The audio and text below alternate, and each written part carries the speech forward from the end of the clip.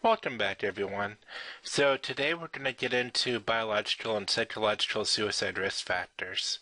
So before we do this, I think it'd be helpful to talk just a teeny bit about stats, believe it or not, to help you understand some of the statistics that you're going to be seeing on many of these subsequent slides.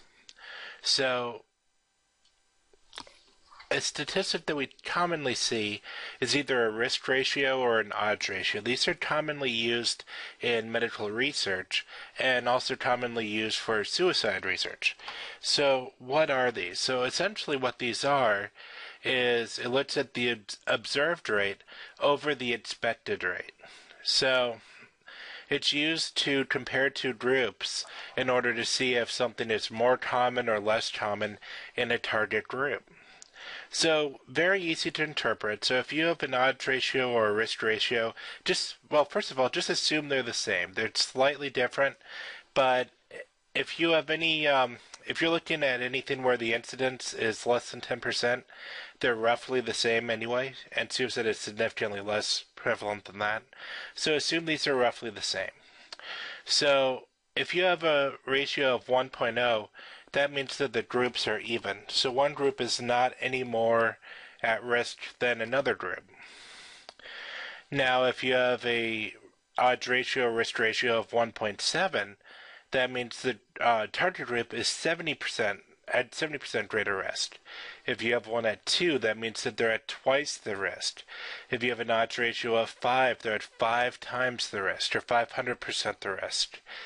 And then if you have one that's below 1, that means that the target group is actually at lower risk of whatever behavior you're looking at. So you'll see these a lot. So just wanted to just give you an idea of what these statistics are so that the rest of the lecture makes a little bit more sense.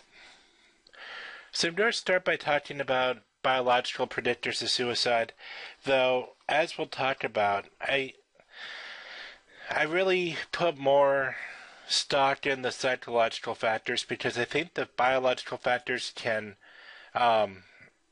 lead to the psychological factors, but I don't think they are sufficient on their own to really predict suicide. I think there's another factor, a mediating factor in between. But that said, certainly biology does seem to play a role. So you'll recognize this article. This is one of your readings for this week. And they did a really nice job of going through a lot of literature looking at the genetic relation with suicide. And I just wanted to highlight a couple of these findings. So first, they looked at genetics where they looked at close relatives. So with this first one, they looked at whether or not close relatives attempted or died by suicide and how much greater risk that puts others who are closely related, like parents versus children, so pretty closely related. And what they found is overall the odds ratio was 5.01, meaning that if you had a parent who had attempted or died by suicide, you were at 5 times greater risk of dying by suicide or attempting suicide. Now, when they controlled for some of the differences between these studies, so sample sizes and how much variance there was, that odds ratio dropped, but still, it showed that having a close relative that died or attempted suicide puts you at almost 3 times greater risk of engaging in suicidal behavior as well. Now, these are still very, very small numbers. So remember that the overall suicide rate is measured in hundreds of, number per 100,000. So we're talking around 13 per 100,000. So even if you multiply that by 5, you're still talking less than 1%. So these are still very, very small numbers as far as the actual risk to an individual. It's just saying that compared to someone who doesn't have this background, you are at significantly greater risk of either attempting or dying by suicide. The comparison with monozygotic and dizygotic twins was really stunning to me. So here they had 1,704 pairs of monozygotic. So these are identical twins. and 1,486 pairs of dizygotic. And so with this, of course, monozygotic, identical twins, so they share 100% of the genetic makeup. Dizygotic are non-identical twins, so they share 50%, just the same as any other sibling. Now, where twin studies are really handy is they're great for studying things like this, because we assume that since they're twins, they've gone through similar things, they've lived in the same household, so a lot of those environmental factors are pretty much controlled for by the other twin, because if one went through it, the other went through it.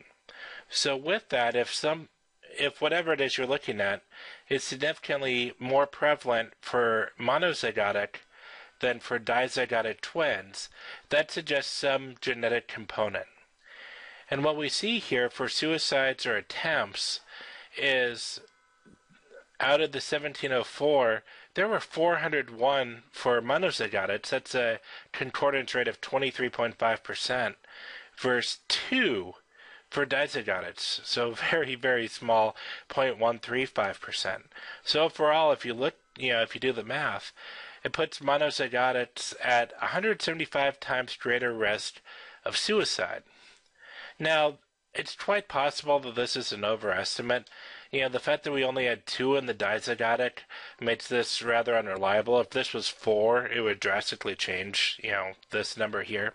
But still, what it suggests is that there seems to be a genetic component, a pretty strong genetic component with suicide.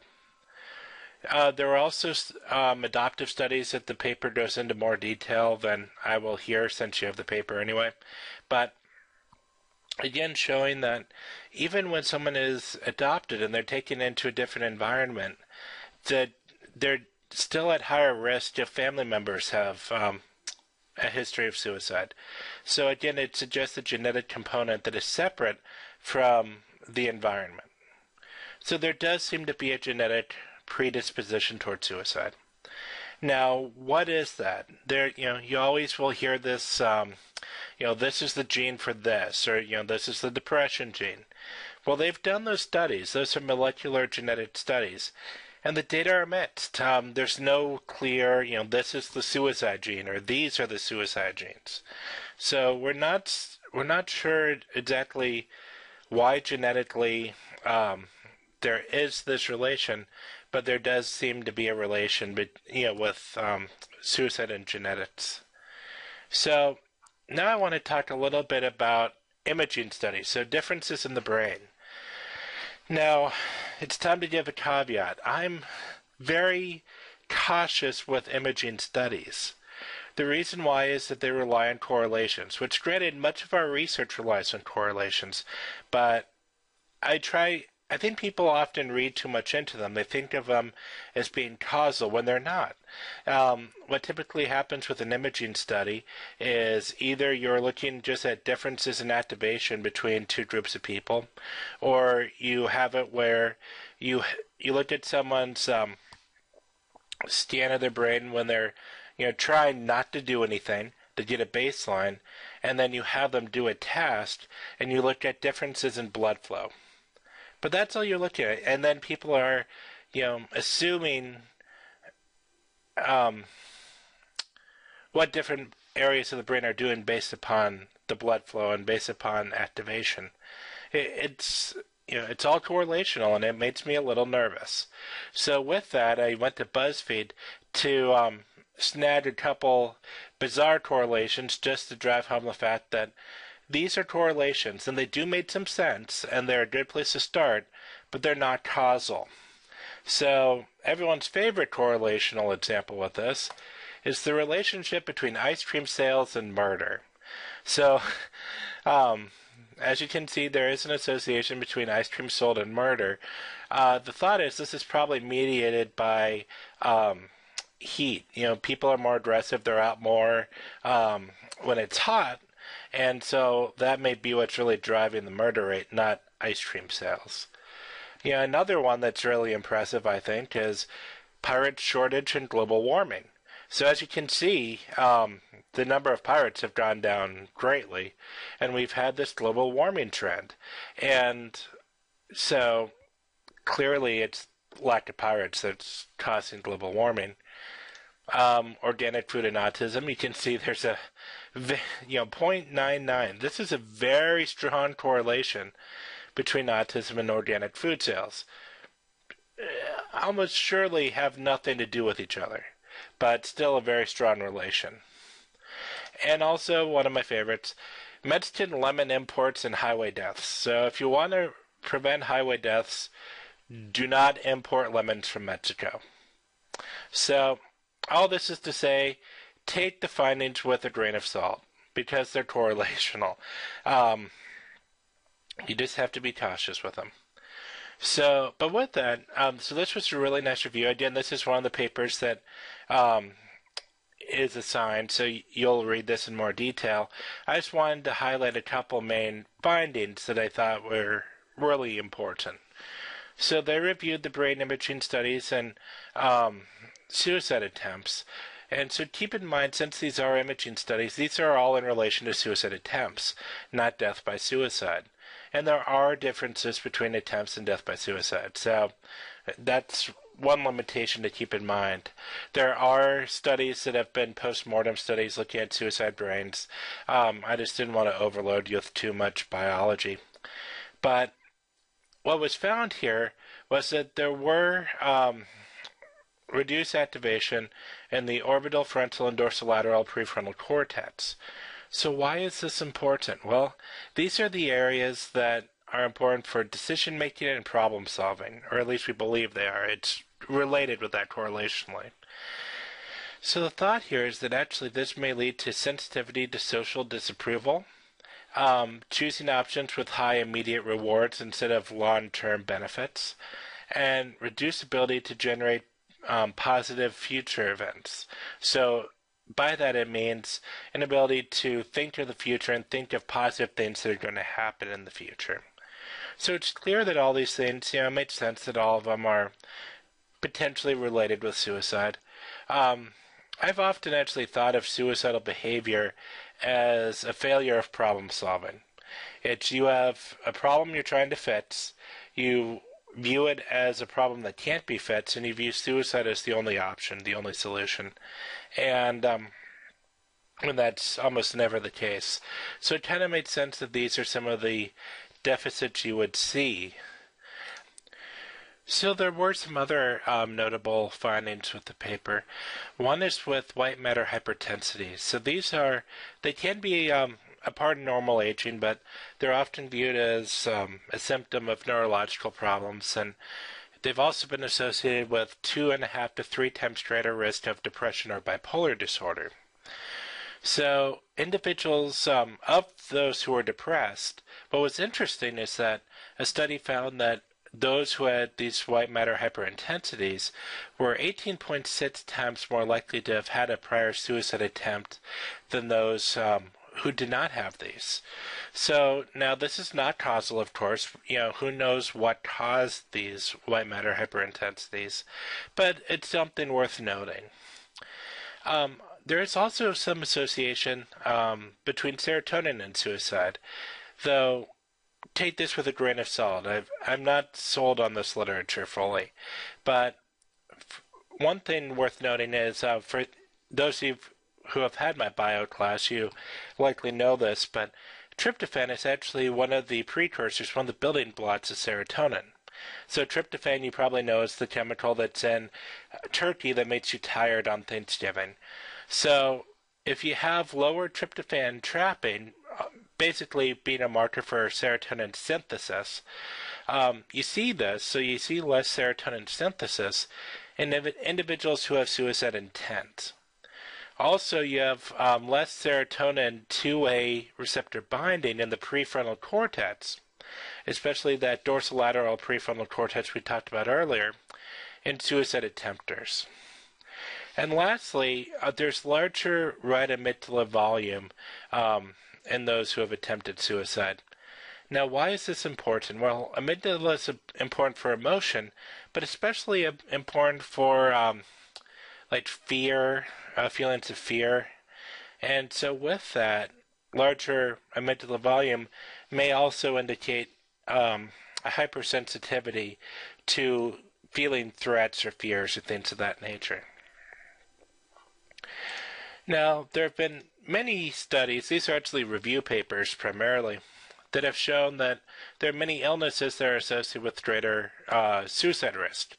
So strokes, kidney disease, being on dialysis, cancer, you're at 2 times greater risk than the general population, diabetes, all these have been shown to be associated with suicide. Dementia, especially Alzheimer's, is really a mixed bag. It depends which study you look at. But my reading of the literature is that it seems that earlier on in the disease, that's when your risk is higher, and as it progresses, the risk actually ends up becoming lower. So it's mixed, but with that, I still put it up there because I think risk is higher in dementia. It's just early in the disease, not later in the disease. So these are important and notable, but I really don't think they carry the day. Because I think what differentiates someone who has, in my experience at least, what differentiates someone who has one of these diseases with someone who has it and is suicidal is a psychiatric disorder, is a mental illness. So, what is a psychiatric illness? What is a mental disorder? Well, there are a couple of ways to classify them. So, we're talking about abnormal behavior. This is behavior that deviates from the norm. And so these are the two main classification manuals for abnormal behavior. So you have the International Statistical Classification of Diseases and Related Health Problems, aka the ICD-10. And this is published by the World Health Organization. Now, this book actually contains all the health disorders, including those that are mental health related. And this is used pretty much everywhere but here. It's kind of like the metric system. It's used everywhere but the U.S. We have to have our own. And it seems to be preferred by public health individuals and epidemiological, there we go, epi researchers. Now, what do we do here? What do we use here? Well, we seem to use the DSM. So this is the Diagnostic and Statistical Manual of Mental Disorders 5, which is published by the American Psychiatric Association. It only contains mental health disorders, so it doesn't have, heart disease and things like that. And again, it's pretty much only used by U.S. mental health providers. So these books contain the criteria that we use in order to actually give a mental health diagnosis.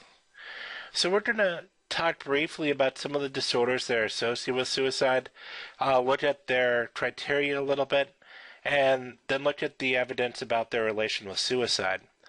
Now, I'm trying to split the difference on how to do this. I know some of you are mental health professionals, and you know these disorders very well. Others of you are not psychology majors, so I'm going to briefly talk about what each disorder is, but hopefully not talk about too much that I'm boring those who work in the field. So for depression, there are 9 criterion, as you can see, and you have to have 5 or more over a period of 2 weeks or more.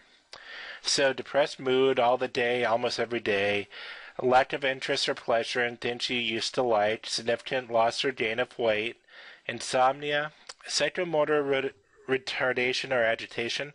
So that's either feeling agitated and, being, like you have to keep moving, you're pacing, or like you don't move. Just, you have a loss of energy or fatigue, feelings of worthlessness, inability to think or concentrate, and recurrent thoughts of death or suicidal ideation. So suicidal ideation is actually one of the criterion for depression.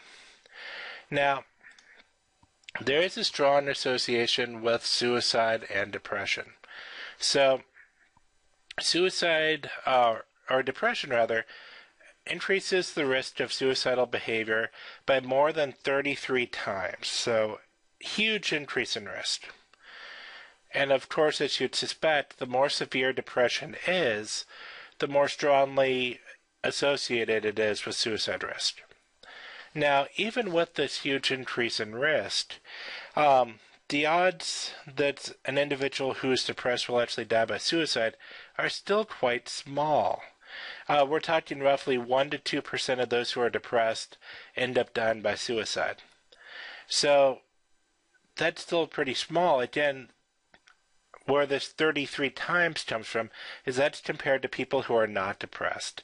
So even though the actual odds of someone dying by suicide, someone who's depressed dying by suicide, is really rather small, it's many, many times greater than someone who is not depressed. Now, there are, I guess you could say 2 types of depression. It used to be unipolar depression versus manic depression, people called it. Now it's referred to as bipolar disorder. So the difference between depression and bipolar disorder is bipolar disorder also has a manic episode. So a manic episode is a period of abnormally elevated mood lasting at least 1 week with three or more of the following symptoms. So you can have inflated self-esteem or grandiosity, so feel like you're king of the world, a decreased need for sleep, you're more talkative than normal, you may feel pressure to keep talking, you have flight of ideas, so your ideas are just flying through your head, just one to another, so you're easily distractible. You have an increase in goal-directed activity. This can often be sexual activity. And that leads into, you also have excessive involvement in pleasurable activities that have a high potential for painful consequences. So, bipolar disorder is actually one of the disorders that is most associated with suicide. Some recent studies have found that roughly 80% of those who have bipolar 1 disorder report suicidal thoughts. And about 51% report a suicide attempt. And estimates of how many individuals die by suicide is always difficult, but at least in this one estimate by De Abreu, they came up with 15 and 19% die by suicide. So this is a very high rate. It's the highest rate of the disorders that we'll talk about. So this is a disorder we really have to be careful with in terms of suicide risk. Now, it's not all bad news. Lithium is a common treatment for bipolar disorder. It's actually a very cheap treatment. It's been around forever. It's one of the few medications that's actually been shown to reduce suicide risk. So with that, you can reduce risk with treatment, which is good news. But also, as you can see, this is one we need to be careful with, and you don't want to not treat bipolar because it is very high. Well, it's associated with many negative outcomes. Suicide is just one of them. I did want to get into all the different DSM criteria for substance use. These just changed, and there are many different ones, but I wanted to talk a little bit about alcohol because that's the one that people think about most with suicide. So it's long been held that roughly half of those who die by suicide were intoxicated at the time of their death. But what's really cool is there's a recent review, very recent, it actually hasn't come out yet, that I got ahead of time from Mike Anestis. He's a professor down at Southern Miss. And he found that for 73% of those who died by suicide, on autopsy, they had a blood alcohol content of 0, no alcohol in their system whatsoever. And that doesn't mean that the other 27% were drunk. That just means that the other 27% may have had some alcohol in their system. But what we can see is that our old belief is not true. It doesn't seem like half of those who died by suicide were intoxicated. In fact, the vast majority of individuals who died by suicide actually had no alcohol in their system. So very interesting research being done down there that I think is really important. Now that said, that's not to say that alcohol isn't important with suicide. It's, of course, hugely important. Alcohol use and dependence is associated with many negative outcomes, many of which are associated with suicide. And overall, we see that individuals who are dependent on alcohol are between 6 and 25 times at 6 to 25 times greater risk of suicide. So alcohol is very important when it comes to being a risk factor for suicide. It may just not be that proximal risk factor that we thought it was. Psychotic disorders. There is an association with schizophrenia and suicide. So schizophrenia is a term that's often misused. People will use it basically as a corollary of multiple personality.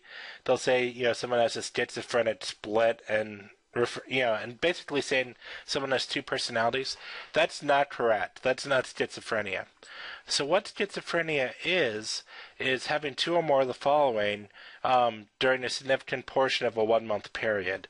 So delusions, so these are having false beliefs, hallucinations, so often these are hearing, but they can be visual hallucinations as well. Disorganized speech, so you may be saying things that are coming up, but other people can't understand what you're saying.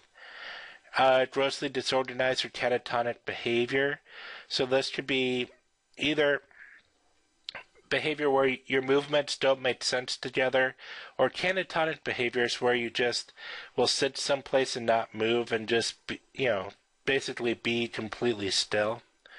And then there are also negative symptoms. These are affective flattening, so you don't show as much emotion with your face or with your voice. Evidence is that you still feel emotions, you just don't show them. So what we've found in the literature is schizophrenia is associated with an increased risk of suicide, especially with those who have greater cognitive impairment due to the disease. And also those with paranoid schizophrenia are at high risk of suicide as well. Anxiety is a mixed bag. I threw together anxiety and PTSD as an old throwback to the old DSM. They used to be all under the same umbrellas of anxiety disorders, but now PTSD are viewed as their own separate disorder. Anxiety is a very broad group of disorders. So with that, the data overall are mixed. Some show that anxiety is associated, some show that it's not, but it may just differ by which disorder we're talking about, whether it's generalized anxiety or panic disorder or whatnot. There is some evidence of a link in children. There's a recent review that came out on that showed at least some link for anxiety in children, but there hasn't been a recent review for adults that I was able to find. PTSD, the literature is a little bit stronger. So PTSD has been shown to be associated with suicide. And what you can see here is overall, it's almost a 10-fold increase in risk. So almost 10 times greater risk if you have PTSD than if you don't have PTSD. And after you control for other psychiatric disorders and demographics, it's still 5 times greater risk. So PTSD does seem to be quite predictive of suicide. We also should discuss personality disorders briefly. So personality disorders are different from these other disorders because the disorders we've discussed are all disorders that usually develop. They're not things you've had your entire life. Whereas personality disorders are thought of, as you would guess from the name, as part of your personality. So they're more stable, more trait-like, even though there is evidence that these are things that can be treated. Often, too, they may not cause the individual who has the disorder discomfort, but they may be more likely to cause those around that individual either discomfort or it may bother others more than the individual. So there are several of these that are associated with suicide, but I want to focus on borderline, which is the most associated with suicide of the personality disorders. So borderline is a disorder that's really highlighted by not inconsistency, but individuals will often have very black and white thinking. So either you're the best ever or you're the worst, and it's a really variable, unstable disorder that involves problems with mood regulation and emotion control. So, for individuals with borderline personality disorder, the estimates are actually that as high as 80% of individuals who meet criteria will demonstrate some suicide-related behavior. And what we know is that between 4 and 9% roughly of those who have or meet criteria for borderline will die by suicide. So it's one of the highest rates that we have. Bipolar is higher, but it's right up there and one that we really have to be careful with. Now, I'd be remiss if I didn't talk a little bit about insomnia and nightmares. For those that know me, I study insomnia, nightmares, and suicide. And so I just have 2 slides on basically my 2 favorite studies. These are not studies I've done. I resisted the urge to do my own research. But these are studies I think are really important and just about nightmares. So Sjöström and colleagues did a study where they followed 165 suicide attempters for 2 years. So this first study is actually a 2-part study. The first study was just looking at baseline, what factors are associated with a measure of suicide risk. So what they found was that nightmares were associated with suicide risk. As you can see, almost 5-fold greater risk of suicide if you have nightmares. And that remained associated after controlling for factors like depression, anxiety, PTSD, substance use, a lot of the other factors that people usually think of with suicide. So even after you controlled for all those things, nightmares were still associated with 3-fold greater risk of suicide risk. But what's interesting with the studies, they actually followed these individuals who, again, individuals who had previously attempted suicide for 2 years. And what they found is that nightmares predicted future suicide attempts, where those who had nightmares were 5.2 times greater risk of future attempts. And after you controlled for depression, anxiety, PTSD, and substance use, they still were at 4-fold greater risk of suicide attempts. So nightmares are an important factor to consider, even above and beyond their association with PTSD. So it's not just that they're a symptom of PTSD and that's why they're related. When we statistically account for them, or account for PTSD, they're still strongly associated with suicidal behavior. So nightmares are, definitely one I would know for your quiz. And lastly, I want to touch a little bit on comorbidity. So individuals who have psychiatric disorders often have more than just one disorder. And this is notable with suicide because what we see is that the number of disorders, as you have more disorders, the risk increases exponentially. So as you can see here, having 2 or more mental disorders actually increases your risk of dying by suicide by 169.6 times. So much greater risk. And then in this other study by Beautret and colleagues, you can see again the difference between if you have one disorder and 2 or more disorders. So the more disorders you have, the more seriously or the more serious the suicide risk. So that's just something to keep in mind with doing suicide assessments, is if you have more than one disorder, don't just think of the risk as the risk for whichever disorder is highest. Realize that these build upon each other and the risk grows exponentially.